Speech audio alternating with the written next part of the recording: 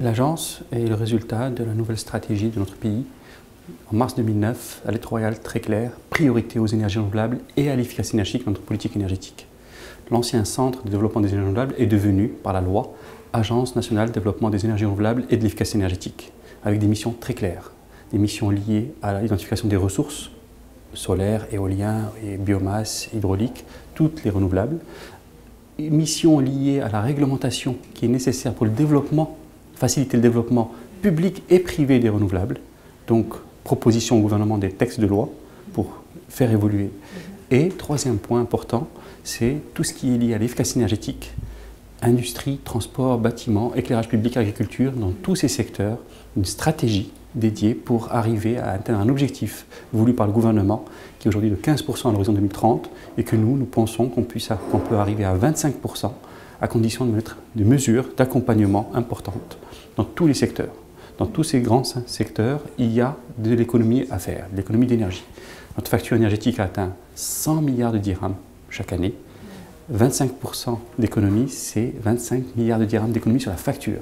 Donc vous vous rendez compte, l'impact économique, ensuite l'impact environnemental, parce que toute énergie non consommée n'a pas été brûlée, donc n'a pas pollué. Donc l'impact environnemental et l'impact social, parce que toute énergie pas consommée, elle n'est pas payée, donc c'est de l'argent qui peut être utilisé ailleurs par le citoyen, par l'industriel, par tous ceux qui consomment de l'énergie, c'est-à-dire nous tous.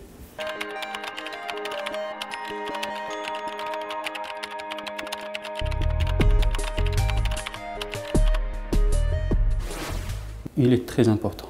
Pour nous, c'est un message très clair et très fort et très courageux du gouvernement, qu'on ait les justes prix de l'énergie.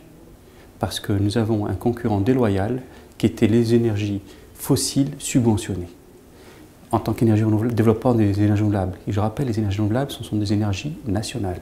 Elles utilisent le soleil de notre pays, elles utilisent le vent de notre pays, ou l'eau de notre pays, ou la biomasse de notre pays. Donc nous sommes dans un schéma où, au lieu d'utiliser l'énergie nationale, on importait ce qui nous coûtait cher, on le subventionnait, donc ce qui nous coûte encore plus cher. Et ensuite, on avait un impact important sur l'économie du pays. Les subventions des énergies fossiles étaient un concurrent déloyal au développement des énergies renouvelables. Il était important que ces subventions commencent à être réduites, ce qui est fait aujourd'hui, et c'est un impact très important. Un bon tarif d'énergie permet d'utiliser d'une façon économique aujourd'hui les énergies renouvelables. On le voit dans les secteurs comme le pompage. Aujourd'hui, pomper de l'eau avec du solaire, c'est moins cher que le pomper avec du diesel. Donc, parce que le diesel a eu un prix plus élevé, parce qu'il est moins subventionné. Donc on le voit dans certaines applications, déjà, les renouvelables devenir vraiment une formule économique, en plus d'être écologique.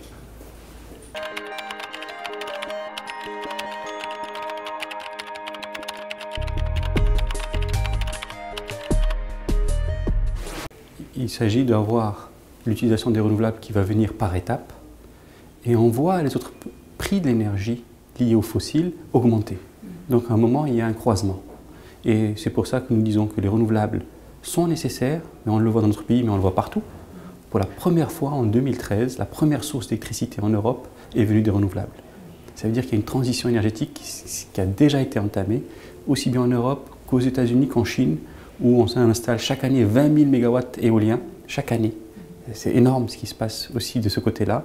Donc les renouvelables, on a vu leur croissance, on a vu aujourd'hui la part qu'ils représentent et qui est de plus en plus importante au niveau mondial. Donc dans notre pays, il ne s'agit pas d'avoir de l'énergie chère. Les énergies fossiles, lorsqu'ils sont subventionnés, ne sont pas chers. Lorsqu'ils ne sont pas subventionnés, le vrai prix est différent. Donc nous sommes dans un schéma où il faut arrêter les subventions, orienter les subventions peut-être pour aider ceux qui n'ont pas les moyens d'investir dans des renouvelables, pour leur faciliter l'investissement. Et c'est ce qui peut se faire à travers des subventions, mais aussi par des crédits. Et donc les renouvelables peuvent jouer un rôle non seulement pour réduire notre facture énergétique, non seulement pour réduire l'impact sur la caisse de compensation, mais aussi créer des emplois, développer des industries liées à cela dans notre pays et développer les régions. Une centrale solaire à Ouarzazate développe la région de Ouarzazate. Un parc éolien à Tantan développe la région, ou à Laayoune développe la région. Donc nous sommes dans un schéma où les renouvelables, quand on voit tout l'impact économique, ça peut paraître un peu plus cher aujourd'hui à l'achat, et c'est de moins en moins vrai, parce que le vrai prix de l'énergie fossile commence à apparaître. Donc nous sommes dans un schéma où tout le monde est gagnant à tous les niveaux. Plus que ça, avec ces grands projets, nous arrivons à mobiliser les financements verts environnementaux pour financer tous ces projets. Ce qu'on ne peut pas faire avec les énergies fossiles. Donc c'est pour ça que c'est un tout, et quand on le voit globalement, le Maroc est gagnant.